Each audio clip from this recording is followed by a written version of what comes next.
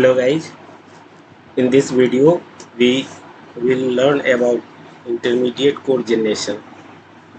It is the fourth phase of compiler design. This intermediate code generation is used in interpreter as well as in compiler. If we see the difference between interpreter and compiler, then interpreters interpret intermediate code. Compiler Compilers generate machine code using this intermediate code generator. Interpreters are very slow while compilers are faster.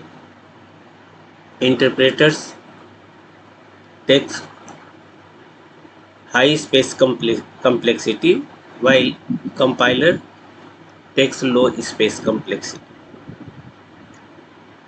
Writing of code in interpreter is easier than the compiler. Interpreters provide better error messages while compilers do not provide better error message.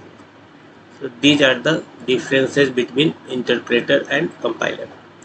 Both translator uses this intermediate code generator. Interpreter gives the result or execute on the basis of intermediate code generator, while compiler generate machine code using this intermediate code generator. It further perform code optimization, then it will produce target code generator. As we know, in compiler design there are 6 different phases: lexical analysis, syntax analysis, semantic analysis, intermediate code generation, and code optimization, and last target code generation. These these six phases are divided into 3 parts: lexical analysis, syntax analysis, and semantic analysis. These 3 are known as a front end of the compiler. And last 2 phases, code optimization and target code generation, these 2 are known as a backend part of the compiler. And intermediate code generator or generation is work as a bridge between this front end and back end. This is front end and this is back end.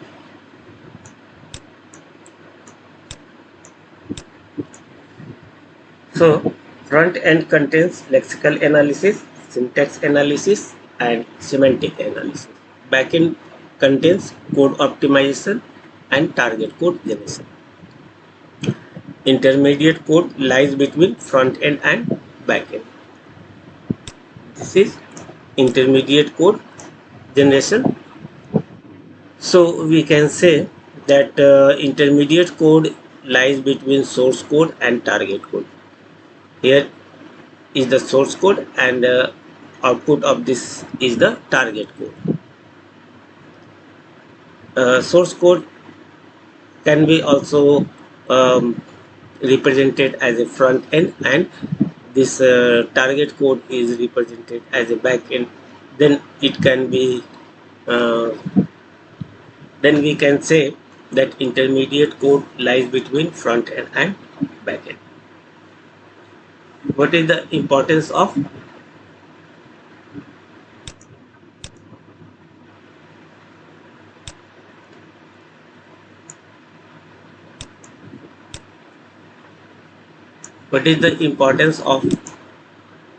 intermediate code? If we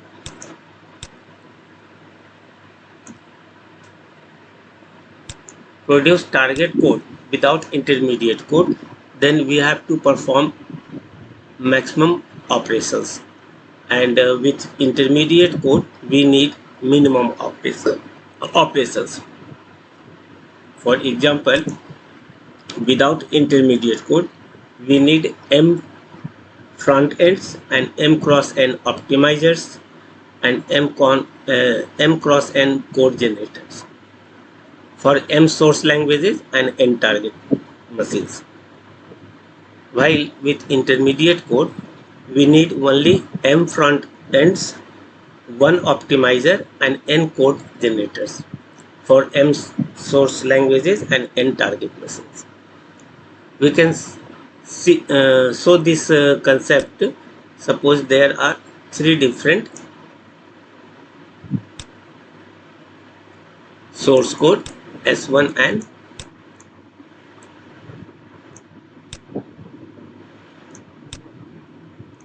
S2 and S3, and two target code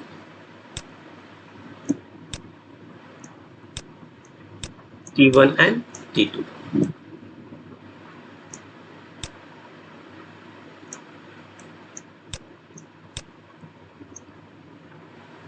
To produce target code T1 from source code S1, we need 6 phases uh, of the compiler, that is lexical analysis, syntax analysis, semantic analysis, code optimization, and target code.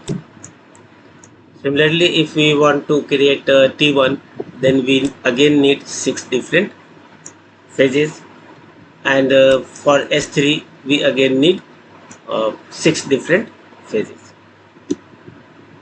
If we want to convert source S1 to into target code T1, then we need again 6 different phases: lexical analysis, syntax analysis, semantic analysis, etc. Similarly, for S2 we again need 6 different phases, and for S3 again we need 10 without intermediate code generator. But if produce if we use intermediate code, then for 3 source code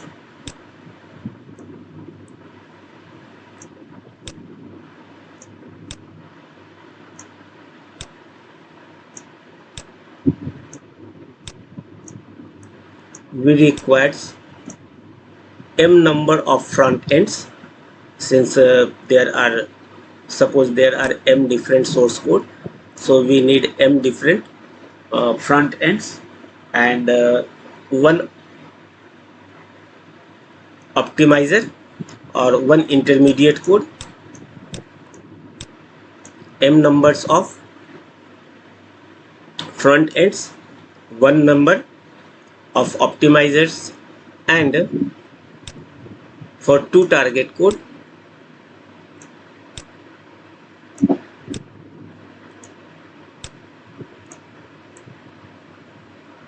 we need two uh, two code generators, and in this phase when we use intermediate code generator, the number of operations or phases requires less than the without intermediate code generator. In this case we need m front ends, and m cross n optimizers and m cross n code generators, while with intermediate code we only need m number of front ends, one optimizer, and one code n code generators. So this is the uh, objective, or this is the purpose of intermediate code generator in our compiler phase. This intermediate code generator reduces the number of phases.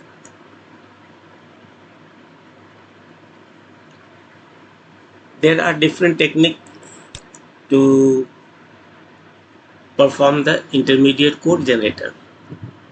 First is abstract syntax tree, AST. Second is directed acyclic graph, DAG. Third is called polish notation.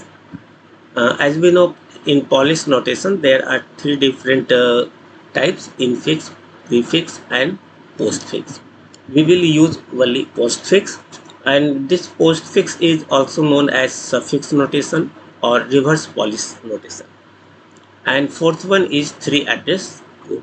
So these are the four different way to generate the intermediate code generator.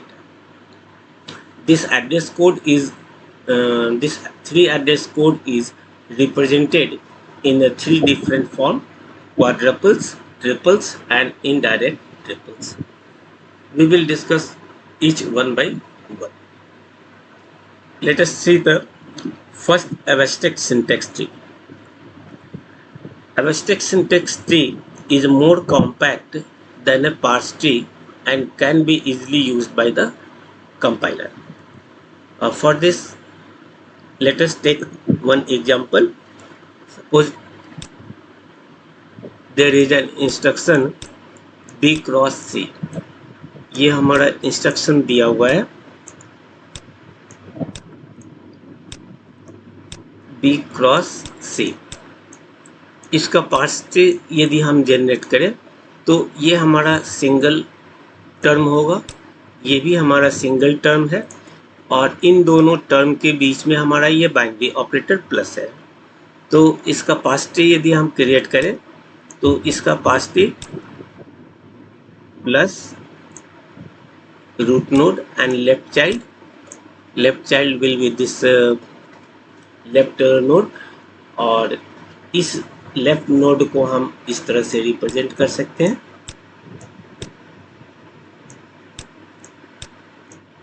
B C. In the same way, we can write this second term star B C. This is the parse tree of the given expression or statement.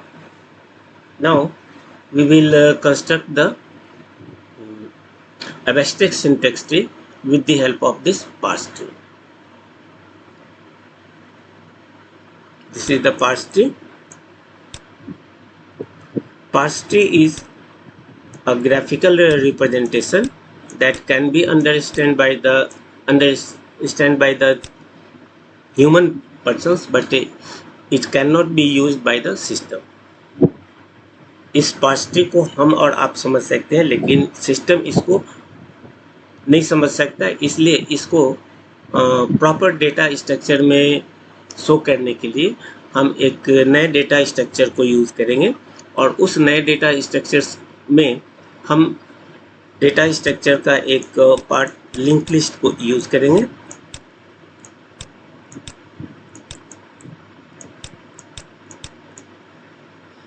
इसको इस parse tree को इस data structure में use करने के लिए हम एक नोड क्रिएट करते हैं, जिस नोड के अंदर थ्री डिफरेंट एट्रीब्यूट्स होंगे. फर्स्ट हमारा रूट होगा, और सेकेंड हमारा लेफ्ट चाइल्ड होगा, और थर्ड हमारा राइट चाइल्ड होगा. तो इस पार्स ट्री को यदि हम इस लिंक लिस्ट से डिनोट करें तो इस प्लस को हम इस जगह पे रखेंगे रूट, और इसके लेफ्ट चाइल्ड को हम यहाँ पर दिखाएंगे, और इसके राइट चाइल्ड को हम इस जगह पे दिखाएंगे. लेफ्ट चाइल्ड भी हमारा एक ऐसा नोड है जिसके अंदर रूट, लेफ्ट चाइल्ड और राइट चाइल्ड है. तो हम अगेन इसी तरह का दो बॉक्स या दो नोड और क्रिएट करेंगे.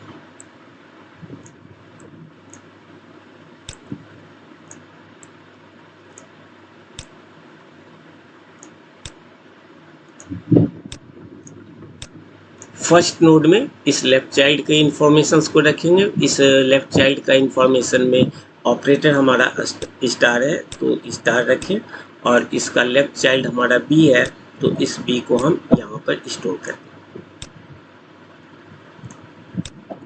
इसका राइट चाइल्ड हमारा सी है तो हम इस जगह पे सी यूज करें। इसी तरह से राइट चाइल्ड को, प्लस के राइट चाइल्ड को यदि हम यूज करें तो इसे भी हम इस तरीके से दिखा सकते हैं। जैसा कि हम लोग जानते हैं कि डेटा स्ट्रक्चर में जो भी चीज़ रखा हुआ है उसके डेटा को सिस्टम इजीली हैंडल कर सकता है, इसलिए हम इस AST को कहते हैं कि abstract syntax tree is more compact than parse tree and can be easily used by the compiler.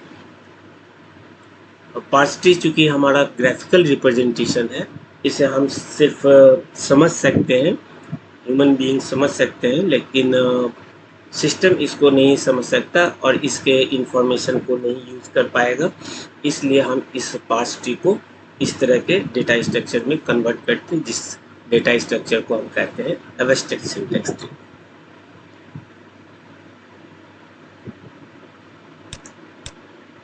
यही चीज़ हम यहाँ पर दिखा रखे हैं। इस एक्सप्रेशन का ये हमारा पार्स ट्री है और इसी पार्स ट्री से हम ये एक एब्स्ट्रैक्ट सिंटैक्स ट्री क्रिएट किए। सेकेंड मेथड हमारा है direct acyclic graph.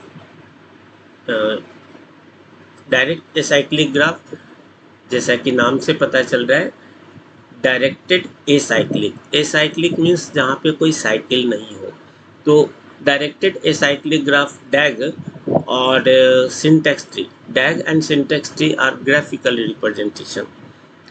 DAG requires common sub expression while syntax tree doesn't require common sub expression. What is common sub expression? We will see it later. And this DAG is also used in the application of optimization technique in fifth phase in the basic block. And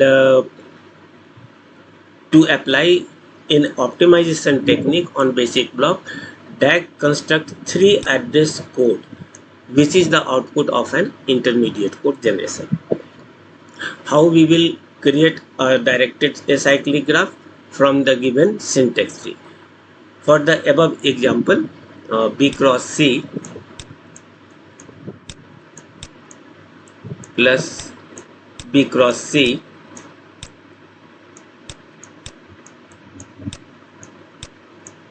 the syntax tree of this expression or instruction will be like this: plus star BC star BC. And to construct the DAG or directed acyclic graph from this syntax tree, we find the common sub expression. Common sub expression, यदि एक ही expression किसी instruction में एक से अधिक बार आए तो ऐसे एक्सप्रेशन को हम कॉमन सब एक्सप्रेशन कहते हैं। जैसा कि इस इंस्ट्रक्शन में दिया हुआ है B cross C, same expression 2 times use किया गया है, इसलिए ये हमारा कॉमन सब एक्सप्रेशन होगा। इस सिंटैक्स ट्री से भी हमें पता चल रहा है कि यहाँ पर ये नोड और ये नोड दोनों सेम है, इसलिए ये दोनों नोड हमारा कॉमन सब एक्सप्रेशन होगा। और जैसे ही हमें कॉमन सब एक्सप्रेशन मिलता है, हम इसके हेल्प से डायरेक्टेड एसाइक्लिक ग्राफ बना सकते हैं। इससे DAG बनाने के लिए हम सबसे पहले इसके रूट को यूज़ करेंगे, रूट प्लस इसके लेफ्ट चाइल्ड को यूज़ करेंगे। लेफ्ट चाइल्ड के लिए लेफ्ट ब्रांच और राइट चाइल्ड के लिए राइट ब्रांच। अब यहाँ जो लेफ्ट चाइल्ड है, इस लेफ्ट चाइल्ड का जो ऑपरेटर है, उस ऑपरेटर को यहाँ पर हम रख दें स्टार, जिसके 2 चाइल्ड हैं B और C। इस B और C को हम यहाँ पर रिप्रेजेंट करते हैं। तो लेफ्ट चाइल्ड का ये हमारा इंफॉर्मेशन होगा। अब राइट चाइल्ड में यदि हम देखें तो चूंकि ये लेफ्ट नोड राइट नोड के इक्वल है, लेफ्ट नोड राइट नोड के तरह ही है, इसलिए हमें फिर से एक ऑपरेटर स्टार की ज़रूरत पड़ेगी। और चूंकि हम स्टार पहले से बना चुके हैं, इसलिए हम इस राइट चाइल्ड को इस स्टार से कनेक्ट कर दें, और इस स्टार के जो दोनों चाइल्ड हैं वो वही है जो इस लेफ्ट नोड का था। तो फर्दर हमें कुछ करने की ज़रूरत नहीं, ये इसका लेफ्ट पार्ट हो गया और ये इसका राइट पार्ट हो गया। इस तरीके से ये हमारा पार्स ट्री, सॉरी ये सिंटेक्स ट्री हमारा कन्वर्ट हो गया डैग के फॉर्म। ये हमारा डैग का नोटेशन होगा इस एक्सप्रेशन के लिए। तो किसी भी डैग को बनाने के लिए हमें कॉमन सब एक्सप्रेशन खोजना होगा, और उस कॉमन सब एक्सप्रेशन को 2 टाइम्स यूज नहीं कर हम 1 टाइम्स यूज करेंगे। यदि कोई common expression more than 2 times आए हैं तो उसके लिए हम सिर्फ ब्रांच को यूज करेंगे, उसका नोड फिर से क्रिएट नहीं करेंगे। तो इस तरह से हमारा ये टैग का क्रिएशन होगा। और टैग जैसा कि यहाँ पे नाम बता रहा है, requires common sub expression while syntax tree doesn't require common sub expression. Syntax tree के कॉमन सब एक्सप्रेशन को ही हम एक जगह यूज करेंगे, तो ये हमारा क्या बनता है, टैग बन जाता है। तीसरा हमारा मेथड है पोस्ट फिक्स नोटेशन और पॉलिश नोटेशन।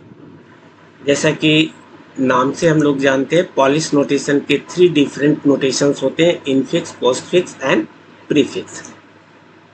इस 3 में से हम सिर्फ पोस्ट फिक्स को यूज करेंगे। पॉलिश नोटेशन के अदर नोटेशन होंगे polish notation,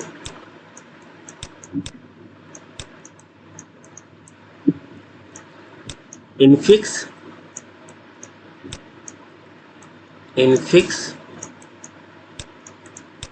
prefix and postfix.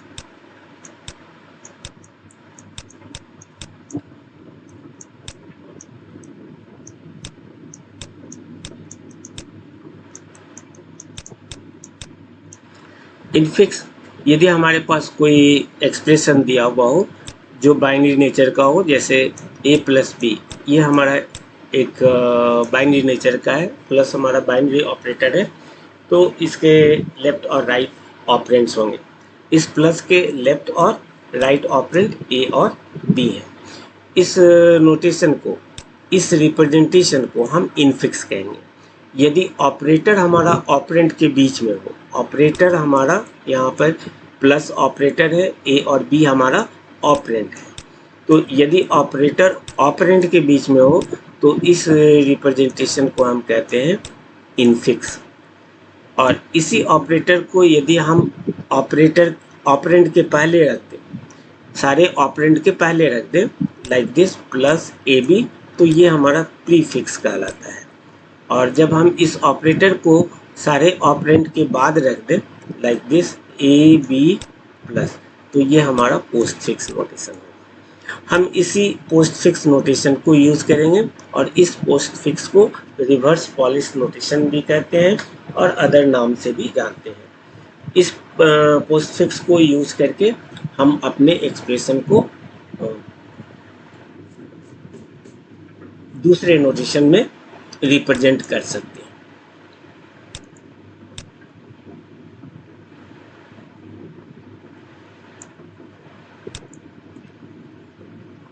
यहाँ जो प्रीवियस एग्जाम्पल है B×C प्लस B×C, इसका पोस्टफिक्स यदि हम बनाएं तो चूंकि ये हमारा ब्रैकेट के अंदर में है, तो इसका हम यदि पोस्टफिक्स बनाएं तो B/C स्टार, ऑपरेटर को हम सारे ऑपरेंड के बाद में रख दिया। इसका यदि पोस्टफिक्स करें तो B/C स्टार, और इन दोनों ऑपरेंड के बीच में, ये मेरा फर्स्ट ऑपरेंड हुआ, ये मेरा सेकेंड ऑपरेंड हुआ। तो इस दो ऑपरेंड के बीच में हमारा प्लस ऑपरेटर है। तो इसको यदि हम पोस्टफिक्स में कन्वर्ट करें तो सबसे पहले हमको इस BC ऑपरेंड को रखना होगा, फिर इस BC ऑपरेंड को रखेंगे और इस ऑपरेटर को इसके बाद हम जोड़ देंगे। तो इस तरह से इस दिए हुए एक्सप्रेशन का पोस्टफिक्स हम बना सकते हैं। यही चीज़ यहाँ पर हमने दिखाया है, B*C plus B*C, BC*, plus. तो ये हमारे 3 डिफरेंट टाइप्स हो गए, मेथड्स हो गए किसी भी इंटरमीडिएट कोड को बनाने। फोर्थ पार्ट होता है हमारा 3 एड्रेस कोड। 3 एड्रेस कोड में मैक्सिमम 3 एड्रेस हम यूज़ करेंगे या 3 वेरिएबल यूज़ करेंगे। सपोज हम B+C को और इसी नोटेशन B*C, इसी इंस्ट्रक्शन को हम 3 एड्रेस कोड में कन्वर्ट करना चाहते हैं। तो इसे 3 एड्रेस कोड में रिप्रेजेंट करने के लिए सबसे पहले हम इस टर्म को यूज़ करते हैं और इसकी वैल्यू को स्टोर करने के लिए हम एक टेम्पोररी वेरिएबल T1 को यूज़ करते हैं। T1 equal B*C। ये मेरा 3 एड्रेस कोड होगा इस फर्स्ट टर्म के लिए, क्योंकि इसमें 3 वेरिएबल यूज़ किए गए हैं, जिसमें से कि एक वेरिएबल हमारा टारगेट है और बाकी 2 हमारा सोर्स है। इस 2 सोर्स के बीच में हमारा एक बाइनरी ऑपरेटर स्टार लगा हुआ है। तो इस तरह के नोटेशन को हम 3 एड्रेस कोड कहेंगे। इसका कन्वर्सन हमने इस फॉर्म में किया। अब इसको यूज़ करने के लिए हम फिर एक टेम्पोररी वेरिएबल T2 रखा और इसको यूज़ कर लिया B*C। लास्ट में इन दोनों के सम को फाइंड आउट करने के लिए थर्ड टेम्पोररी वेरिएबल लिया T3 और इसमें T1 और T2 को ऐड कर दिया। तो इस तरह से हमारा जो एक्सप्रेशन है, जो स्टेटमेंट है, यानी ये स्टेटमेंट, इस स्टेटमेंट को हम इस 3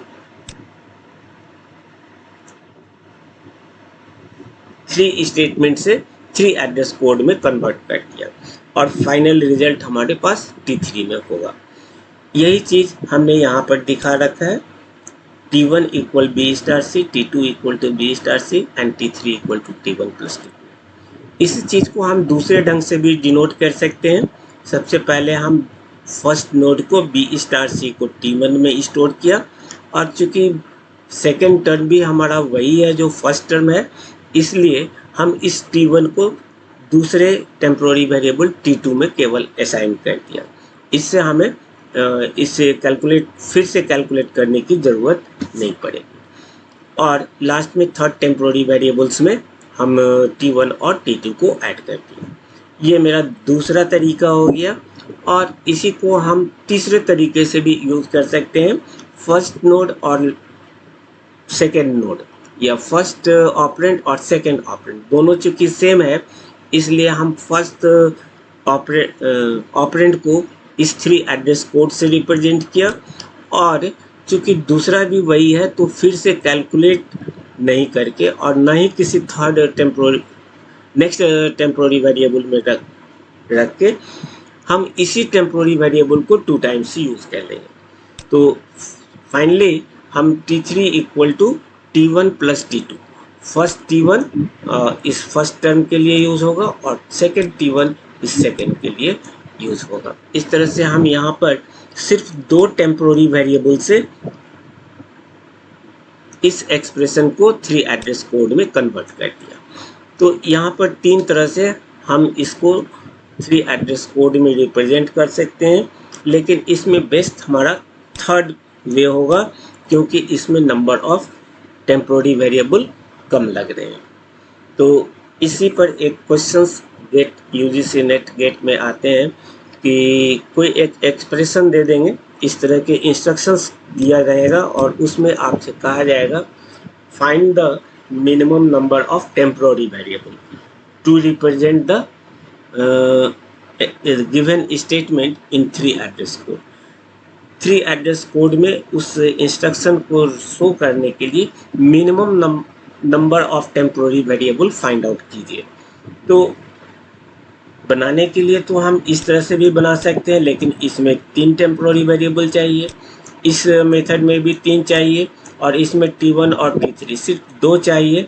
इसलिए इस तीनों में जो बेस्ट हमारा होगा वो ये होगा और यही इसी पर हमारा क्वेश्चन होता है यूजीसी नेट गेट वगैरह।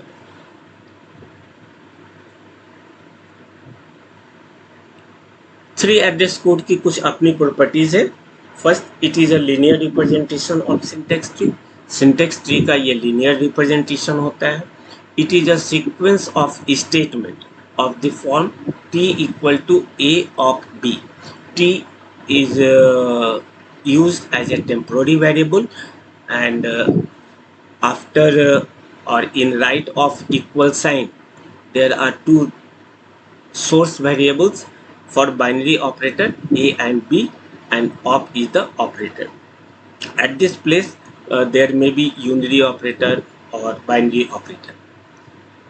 Where t, a and b are constant, it may be constants, it may be variables, or it may be temporary variables, etc.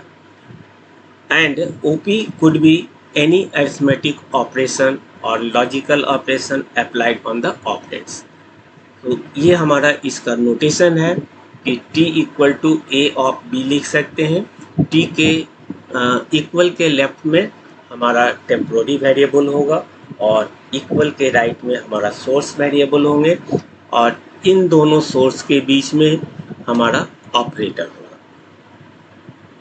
It follows the BODMAS rules of the arithmetic operation. 3 address code यदि एक से अधिक operator use किए गए हों तो हम वहाँ पर बॉडमास रूल को यूज करके उस एक्सप्रेशन को सॉल्व करेंगे। तो ये कुछ स्पेशल रिक्वायरमेंट है 3 एड्रेस कोड के लिए। और इस 3 एड्रेस कोड के डिफरेंट टाइप्स हो सकते हैं, जैसा कि यहाँ पे लिखा हुआ है assignment statements with binary operator. यदि कोई बाइनरी ऑपरेटर हो तो वैसे बाइनरी ऑपरेटर को असाइनमेंट स्टेटमेंट को हम 3 एड्रेस कोड में इस सिंटेक्स के थ्रू दिखा सकते हैं। हम पहले लेफ्ट में टेम्पोररी वेरिएबल रखेंगे, नाम आप कुछ भी दे सकते हैं ए, और फिर 2 ऑपरेंट हमारे होंगे बी और सी, और इन दोनों के बीच में वो हमारा बाइनरी ऑपरेटर होगा। For example t equal to 4 + 5 और we can also say t equal to b a + b। इस तरह के जो भी हमारे स्टेटमेंट होंगे वो असाइनमेंट स्टेटमेंट में बाइनरी ऑपरेटर होंगे।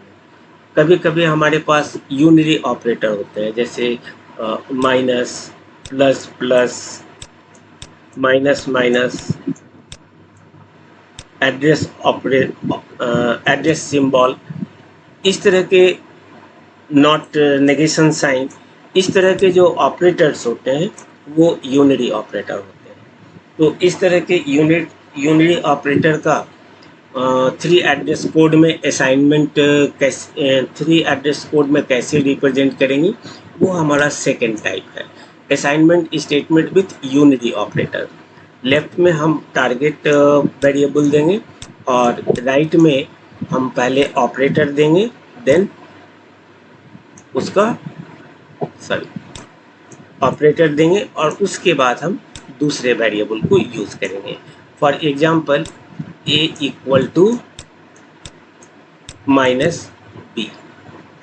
इस तरह के स्टेटमेंट को हम इस सिंटेक्स के थ्रू रिप्रेजेंट करेंगे और इस इस टाइप को हम कहेंगे assignment statement with unary operator. ऊपर वाले को हम कहेंगे assignment statement with binary operator. Copy statements, इसमें भी हमें सिर्फ दो ऑपरेंट की जरूरत पड़ेगी, a equal to B, B की वैल्यू को हमने a में असाइन किया। ये भी हमारा 3 एड्रेस कोड में है। 3 एड्रेस कोड का रूल है मैक्सिमम 3 वेरिएबल यूज़ करेंगे, मिनिमम आप 1 या 2 भी यूज़ कर सकते हैं। तो इस तरह के स्टेटमेंट को हम कॉपी स्टेटमेंट कहेंगे और इस कॉपी स्टेटमेंट का 3 एड्रेस कोड सिंटेक्स इस फॉर्मेट में लिखा जाएगा। कंडीशनल जंप्स, किसी लैंग्वेज में हम कभी कभी एक इंस्ट्रक्शन से कंट्रोल को जंप कराकर अप या डाउन किसी दूसरे स्टेटमेंट पर डायरेक्टली ट्रांसफ़र करते हैं। इसके लिए हम जिस स्टेटमेंट को यूज़ करते हैं that is called go to. तो गो टू के बाद हम किसी लेवल को यूज़ करते हैं। इस तरह के जो स्टेटमेंट्स होंगे उसको हम कहेंगे अनकंडीशनल जंप और इसको कहा जाएगा गो टू एल। जो नेक्स्ट हमारा टाइप होगा कंडीशनल जंप, जैसे कंट्रोल स्टेटमेंट को यूज़ करना चाहें, इफ़ यदि यूज़ करते हैं तो हम यहाँ पर यूज़ करते हैं कोई एक वेरिएबल सपोज ए और इसके बाद हम एक रिलेशनल ऑपरेटर यूज़ करते हैं। Relational operator like less than equal, less than equal, greater than equal, not equal. इस तरह के रिलेशनल ऑपरेटर को यूज़ करके हम यहाँ पर दूसरे वेरिएबल का नाम देते हैं। If A relational operator B then go to some level और डू सम अदर टास्क। तो इस तरह का जो स्टेटमेंट होगा, इस स्टेटमेंट के लिए जो असाइनमेंट होंगे उसको हम कहेंगे कंडीशनल जंप्स और इस कंडीशनल जंप का ये हमारा सिंटैक्स होगा।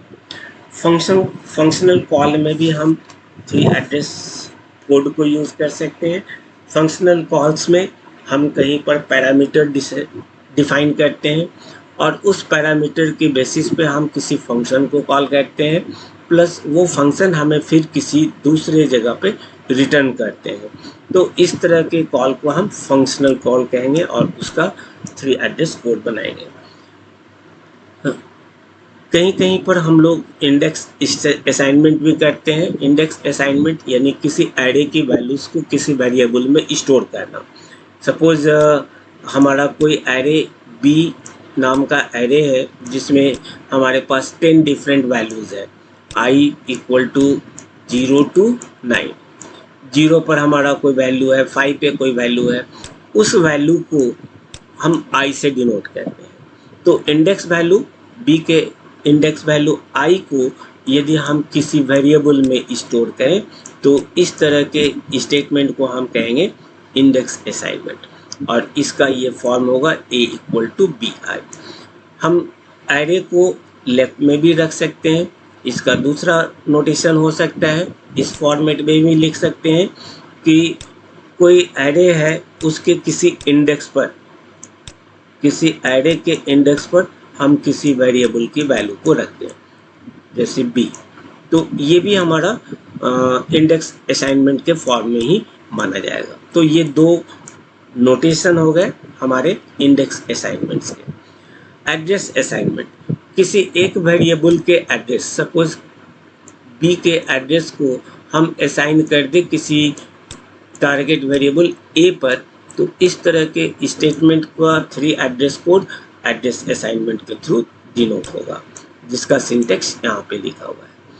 पॉइंटर असाइनमेंट, किसी पॉइंटर के वैल्यू स्टार बी, बी के वैल्यूज़ को हम किसी वेरिएबल में स्टोर कर दें या किसी पॉइंटर लोकेशन पर हम किसी वेरिएबल को असाइन कर दें। तो ये दो जो तरीका है, इस दो तरीके को हम पॉइंटर असाइनमेंट कहेंगे, जिसका 3 एड्रेस कोड इस दो में से किसी एक फॉर्मेट में हो सकता है। ये हमारे कुछ टाइप्स ऑफ 3 एड्रेस कोड हैं जिनको हम अपने एक्सप्रेशन में और लैंग्वेज में यूज़ करते हैं। अब ये जितने भी 3 एड्रेस कोड हैं, ये 3 address code linear structure form में है। इस लीनियर स्ट्रक्चर को कंप्यूटर समझ सके, इसके लिए हमें किसी डेटा स्ट्रक्चर को स्टोर करना होगा 3 एड्रेस कोड को रिप्रेजेंट करने के लिए। 3 एड्रेस कोड को रिप्रेजेंट करने के लिए हम जिस डेटा स्ट्रक्चर को यूज़ करते हैं उसमें मेन 3 डिफरेंट टाइप्स हैं। First is called quadruples, second is called triples and third one is called indirect triples. तो इस तीनों को हम वन बाय वन देखते हैं किस तरह से क्वाड्रपल्स बनाएंगे, ट्रिपल्स बनाएंगे, जिसमें 3 एड्रेस कोड के इंफॉर्मेशन को स्टोर करेंगे।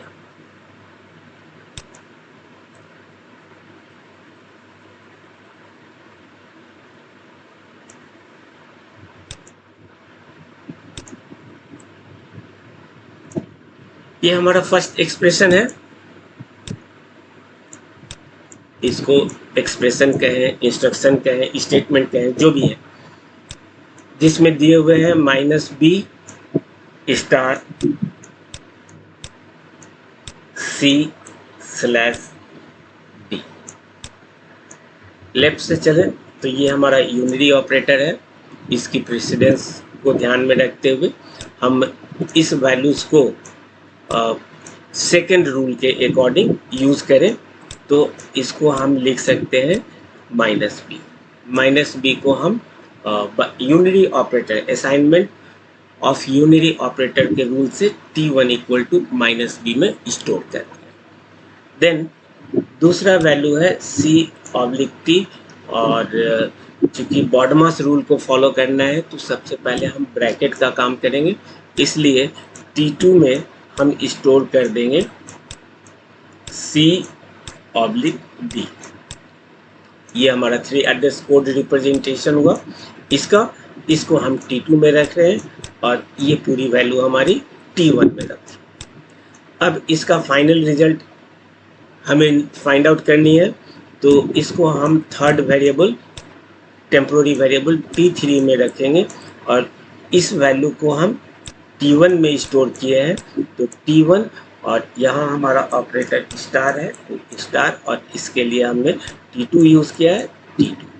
लास्ट में हम कॉपी असाइनमेंट को यूज़ कर a इक्वल टू 3, ये t3, ये इस तरीके से हम इस पूरे स्टेटमेंट को 3 एड्रेस कोड में रिप्रेजेंट कर सकते हैं। ये हमारा 3 एड्रेस कोड हुआ इस एक्सप्रेशन का। अब इस स्टेटमेंट्स को, इस सारे स्टेटमेंट्स के वैल्यूज़ को हम किस तरह से डेटा स्ट्रक्चर में रखेंगे, इसके लिए हम जो रिप्रेजेंटेशन करते हैं उसमें 3 मेथड्स हैं, क्वाड्रपल्स, ट्रिपल्स एंड इनडायरेक्ट ट्रिपल्स। क्वाड्रपल्स में इसके लिए हम क्या करते हैं, 4 डिफरेंट एट्रीब्यूट्स यूज़ करते हैं।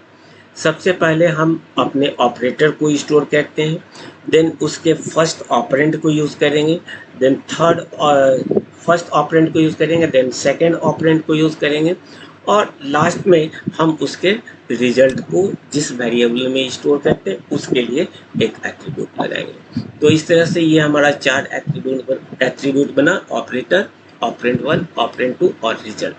अब यदि इसको हम यूज़ करें तो इसमें हमारा ऑपरेटर माइनस है, इस माइनस को हमने यहाँ पे रखा, और इसका फर्स्ट ऑपरेंड हमारा b है तो हमने b दिए। इसमें सेकंड ऑपरेंड नहीं है इसलिए इसको ब्लैंक छोड़ दिया, और ये पूरा रिजल्ट हमारा टेम्पोररी वेरिएबल t1 में स्टोर है, जो कि रिजल्ट है इस राइट साइड का, इसलिए हम इस जगह पे t1 को यूज़ करेंगे। इसी तरह से दूसरे स्टेटमेंट को यदि हम देखें तो इस दूसरे में हमारा ऑपरेटर स्लैश है, slash first operand c, second operand d, c and d, और ये हमारा टारगेट है t2 में रखा हुआ है जो कि रिजल्ट है।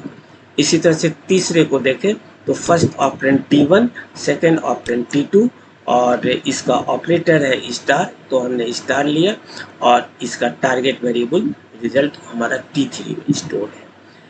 तीसरे लास्ट स्टेटमेंट को देखें तो इस लास्ट स्टेटमेंट में हमारा जो ऑपरेटर है वो इक्वल ऑपरेटर है, हमने इक्वल लिया, और इसका जो सोर्स ऑपरेंड है या ऑपरेंड 1 है वो हमारा T3 है, तो T3 रखे, सेकेंड ऑपरेंड अवेलेबल नहीं है इसलिए हमने उसको ब्लैंक रखा, और रिजल्ट हमारा ए में स्टोर है तो रिजल्ट ए कर दिया। ये इस 3 एड्रेस का ये क्वाड्रपल्स रिप्रेजेंटेशन होगा। इसी चीज़ को हम 3 एड्रेस और 3 एट्रीब्यूट से भी शो कर सकते हैं, जिसको ट्रिपल्स कहते हैं।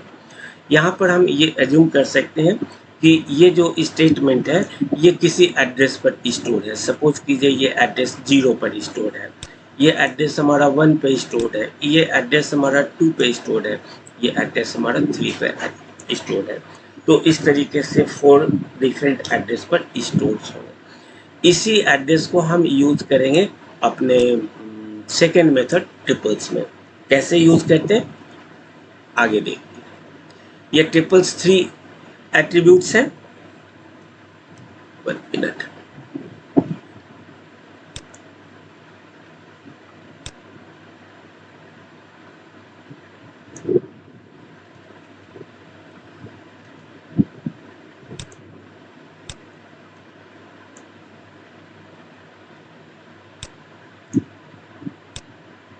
हम उसी स्टेटमेंट को यहाँ पर भी यूज कर रहे हैं।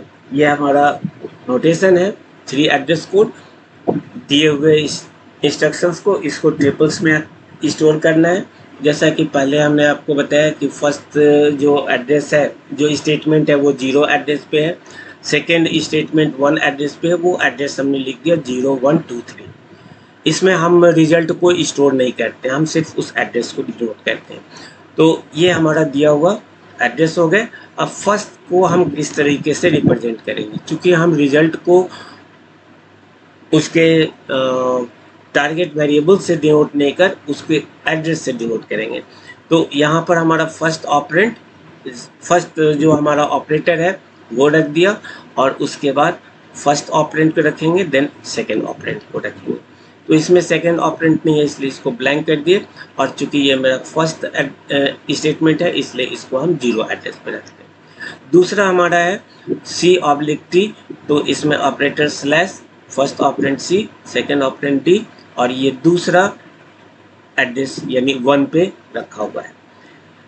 तीसरे 3 एड्रेस कोड को हमने दिखाया, जिसमें कि लिखा हुआ है ऑपरेटर स्टार, वो स्टार दिया, और T1 हमारा 0 नंबर एड्रेस पे स्टोर्ड है। ये T1 हमारा 0 पे स्टोर्ड है, ये 1 पे स्टोर्ड है। इसको हम 2 एड्रेस पे स्टोर कर रहे हैं, जिसमें ये T1 चूँकि हम इस रिजल्ट को स्टोर नहीं किए हैं, तो इस चीज़ को शो करने के लिए हम इस एड्रेस को यूज़ करेंगे। वो एड्रेस हमने ये 0 लिख दिया, इसी एड्रेस को 0 लिख दिया, और इसका वैल्यू हमारा 1 नंबर एड्रेस पे है, तो ये 1 नंबर एड्रेस यहाँ पे हम यूज़ कर दिए। इसके लिए हम कोई लोकेशन फिक्स नहीं करते हैं। तो इसमें मेन जो 3 एट्रीब्यूट्स हैं ऑपरेटर, ऑपरेंड 1 और ऑपरेंड 2 है। एड्रेस हमारा कोई एट्रीब्यूट्स नहीं है, हम सिर्फ स्टोर करके एड्रेस पता कर रहे हैं। तो ये हमारा फोर्थ जो एड्रेस है स्टेटमेंट है, उसको हम 3rd नंबर एड्रेस पे रख रहे हैं, और इसमें ऑपरेटर हमारा इक्वल है, और फर्स्ट जो हमारा ऑपरेंड है A1 है, और ये T3 को यूज़ कर रहा है। तो T3 को जब यूज़ कर रहा है तो हम इस T3 को यहाँ पर T3 का वैल्यू हमारा सेकेंड नंबर एड्रेस पर है, तो वो हम एड्रेस यहाँ पर शो करेंगे। तो इस तरह से ट्रिपल्स में हमारा एक एट्रीब्यूट कम होने से इसमें स्पेस कम लगते हैं। क्वाड्रपल्स और ट्रिपल्स ये 2 डिफरेंट मोस्ट पॉपुलर मेथड्स हैं 3 एड्रेस कोड को रिप्रेजेंट करने का, जिसमें दोनों के अपने अलग अलग फ़ायदे और उसके प्रॉस एंड कॉन्स हैं। तो पहले वाले में यदि हम देखें तो इसमें हम किसी भी लोकेशन को, किसी भी रो को कहीं भी हम किसी भी ऑर्डर में रख दें, हमारे रिजल्ट पे फ़र्क नहीं पड़ेगा। लेकिन ये फ्लेक्सिबिलिटी हमारे ट्रिपल्स में नहीं है। यदि इसको हम इस जगह पर रख दें तो इसका रेफरेंस, ये जो एड्रेस है वो एड्रेस बदल जाएगा। तो इसमें फ्लेक्सिबिलिटी कम है, ऊपर वाले में फ्लेक्सिबिलिटी ज़्यादा है। आप किसी भी स्टेटमेंट को, किसी भी रो को किसी भी ऑर्डर में रख सकते हैं, रिजल्ट पर कोई असर नहीं होगा।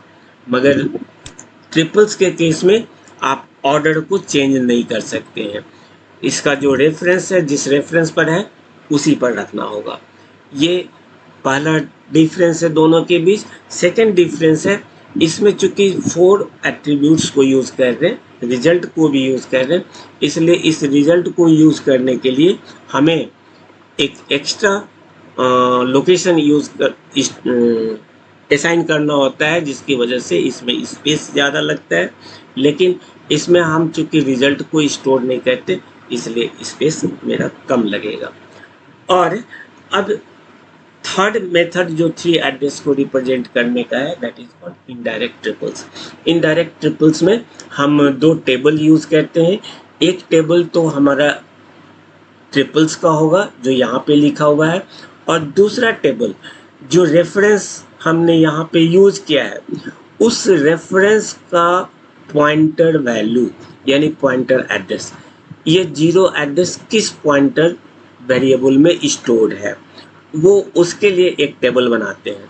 हर एक रेफरेंस को किसी न किसी पॉइंटर एड्रेस पर रखते हैं, जैसे 0 को 100 पे, 1 को 200 पे, 2 को 300 पे और 3 को 400 पे। तो इस तरह से यदि हम इस डेटा को और इस इंफॉर्मेशन को स्टोर करें, 3 एड्रेस को स्टोर करें, तो ये हमारा इनडायरेक्ट ट्रिपल्स कहलाता है। ये 3 मेथड्स होते हैं हमारे किसी भी 3 एड्रेस कोड को रिप्रेजेंट करने के लिए। अब कुछ एग्जांपल्स यहाँ हम देखते हैं, जिस एग्जांपल्स को फास्टली हम लोग देखेंगे। एक एग्जांपल हमने यहाँ पे लिया है, example 3, -a + b star c - d। सबसे पहले इसको हम 3 एड्रेस कोड में कन्वर्ट करेंगे। 3 एड्रेस कोड में कन्वर्ट करने के लिए a + b बॉडमास रूल को यूज़ करते हुए ये सबसे पहले हम ब्रैकेट का काम करते हैं। इस a + b को हमने T1 में रख दिया। फिर इस T1 में चूँकि यूनरी ऑपरेटर लगा हुआ है, तो T2 में हमने इस T1 का नेगेशन रख दिया। इस तरह से यूनरी ऑपरेटर असाइनमेंट को यूज़ किया, यहाँ पे बाइनरी ऑपरेटर असाइनमेंट को यूज़ किया। देन हमारा सेकेंड ब्रैकेट वैल्यूज है c - d, जिसको हम टेम्पोररी वेरिएबल T3 में रख रहे हैं। और इस पूरे का रिजल्ट चूँकि हमारा T2 में है और इस पूरे का रिजल्ट T3 में है, तो हम लास्ट टेम्पोररी वेरिएबल T4 में T2 × T3 लिखेंगे। अब इसका क्वाड्रपल्स यहाँ पे लिखा हुआ है। फर्स्ट में हमारा जो ऑपरेटर है वो प्लस है, first operand A, second operand B और रिजल्ट हमारा T1 में है। दूसरे के लिए हमारा जो ऑपरेटर है वो नेगेशन है, और जो फर्स्ट ऑपरेंड है वो T1 है, सेकेंड ऑपरेंड गैप है, इसलिए ये ब्लैंक रखा, और टारगेट हमारा T2 है। तीसरे के लिए माइनस ऑपरेटर, C और D मेरा फर्स्ट एंड सेकेंड ऑपरेंड, और T3 हमारा रिजल्ट। इस तरह से ये हमारा क्वाड्रपल्स फॉर्म होगा इस एक्सप्रेशन के लिए। अब इसी को यदि हम ट्रिपल्स में शो करें, तो 3 एड्रेस कोड, वही 3 एड्रेस कोड यहाँ कॉपी किया हुआ है। अब इस 3 एड्रेस कोड को यदि इस फॉर्मेट में रखें, तो +AB -T1 और इसमें -CD, और ये हमारा हो जाएगा स्टार T2 T3। तो इस पहले वाले स्टेटमेंट का एड्रेस को हमने 1 से डिनोट किया है, 2, 3, 4। इसको यदि हम इनडायरेक्ट ट्रिपल्स में लगाएं, तो इस ट्रिपल्स को यूज़ करेंगे और एक न्यू टेबल बनाएंगे, जिसमें 1, 2, 3, 4 इस रेफरेंस को किसी पॉइंटर एड्रेस पे डाल देंगे। तो ये हमारा रिप्रेजेंटेशन होगा इनडायरेक्ट ट्रिपल्स के फॉर्म में। एक तीसरा और भी एक नेक्स्ट एग्जांपल और ले रहे, एग्जांपल 4। ये हमारा कोई स्टेटमेंट है, इंस्ट्रक्शन है, इसका 3 एड्रेस कोड बनाएंगे।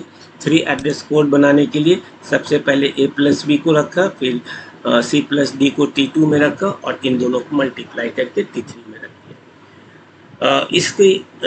इस ब्रैकेट और को यूज़ करने के लिए इसमें a + b चूँकि ऑलरेडी हमारा ऑपरेट हो चुका है और वो T1 में है, तो इसको फिर से ऑपरेट नहीं करके हम T4 में इसके लिए T1 रख लिया और इसके साथ +c को यूज़ कर लिया।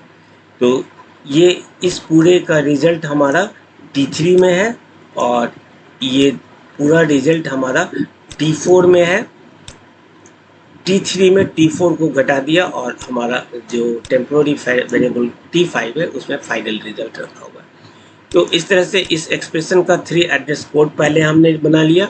अब इसका क्वाड्रपल्स बनाए। तो क्वाड्रपल्स बनाने के लिए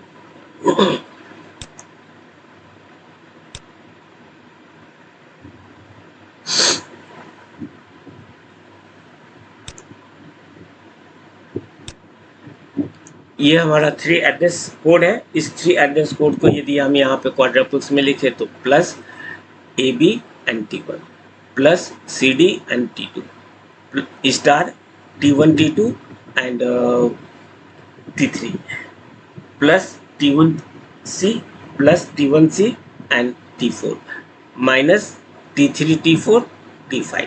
ये हमारा क्वाड्रपल्स हो गए। अब इसमें इस सारे स्टेटमेंट को यदि हम 0 1 2 3 4 एड्रेस से डिनोट करते हैं, रेफरेंस से दिखाते हैं, तो इसमें हमारा 3 एट्रीब्यूट्स के केस में बनेंगे प्लस AB प्लस CD, आप यहाँ देख सकते हैं, स्टार T1 को हम चूंकि 0 एड्रेस से दिखा रहे हैं इसलिए हम यहाँ पे 0, और T2 को हम 1 नंबर रेफरेंस से दिखा रहे हैं इसलिए 0 1। इसी तरह से 3 में हमारा दिया हुआ है T1 सॉरी फोर्थ में दिया हुआ है प्लस T1C। तो प्लस और T1 चूंकि 0 है तो हमने 0 लिखा और C के लिए कोई रेफरेंस नहीं है तो डायरेक्ट हमने C को यूज कर दिया। लास्ट में T5 को हम यूज कर रहे हैं T3 minus T4 minus T3 के लिए हम यूज कर रहे हैं T3 हमारा 3rd नंबर है यानी कि सेकेंड और 4 के लिए हम 3rd यूज कर रहे हैं तो 2 एंड 3 और इसका ऑपरेटर हो गया माइनस। तो ये ट्रिपल्स हो गए और इसी का इनडायरेक्ट बनाए तो इस एड्रेस को हम किसी पॉइंटर एड्रेस पर रखते हैं। इस तरह से इसका भी हम क्वाड्रपल्स, ट्रिपल्स और इनडायरेक्ट ट्रिपल्स बना सकते हैं। अब एक और हमने लिया है उसी एग्जाम्पल को जिसका एब्स्ट्रैक्ट सिंटैक्स ट्री बनाया है। तो एब्स्ट्रैक्ट सिंटैक्स ट्री बनाने के लिए सबसे पहले आप अपने एक्सप्रेशन का सिंटैक्स ट्री बनाएं जो इस तरह से दिखेगा और इस सिंटैक्स ट्री में कॉमन पार्ट को हम फाइंड आउट करते हैं, जिसमें कॉमन पार्ट हमारा ये पोर्शन है और प्लस AB और यहाँ भी प्लस AB है और कोई भी बाकी चीज़ों में से कोई भी कॉमन नहीं है। तो इसका एब्स्ट्रैक्ट ट्री बनाने के लिए माइनस और इस जगह पे आएंगे तो स्टार और इस स्टार के दो चाइल्ड स्टार और प्लस और स्टार, सो हमने प्लस और स्टार यूज़ किया और इस प्लस के दो चाइल्ड AB और इस स्टार के दो चाइल्ड CD। ये हमारा लेफ्ट पोर्शन का काम हो गया। इसी तरह से राइट पोर्शन पर चले तो प्लस, इस प्लस को दिखाया, इस प्लस के अंदर ये प्लस है तो इस प्लस को रखा और इसके दो चाइल्ड AB को रखे और ये मेरा तीसरा C है। तो इस तरीके से ये हमारा एब्स्ट्रैक्ट, ये हमारा सिंटैक्स ट्री है और इस सिंटैक्स ट्री से हमने एब्स्ट्रैक्ट सिंटैक्स ट्री बना लिया इसी 3 एड्रेस कोड का। इसी पर डैग यदि बनाना चाहे तो 3 एड्रेस कोड दिया हुआ है जो कॉमन हमने देखा था। ये जो पोर्शन हमारा सिंटैक्स ट्री में कॉमन है इसको हम दोबारा नहीं बना करके इसको हम इसका चाइल्ड बना दिया। तो इस तरीके से इसके चाइल्ड बनाने से डायरेक्ट एसाइक्लिक ग्राफ में इसका कन्वर्सन हो गया। तो इसी तरह के बहुत सारे एक्सप्रेशंस हो सकते हैं। यहाँ पर एक एक्सरसाइज के लिए हमने दिया है ये एक्सप्रेशन, आप इसको यूज़ कर सकते हैं। इसका AST, डैग, पॉलिश नोटेशन और 3 एड्रेस कोड और 3 एड्रेस कोड में क्वाड्रपल्स, ट्रिपल्स और इनडायरेक्ट ट्रिपल्स बना सकते हैं। So all these are about the intermediate code generators. Thank you for watching the video.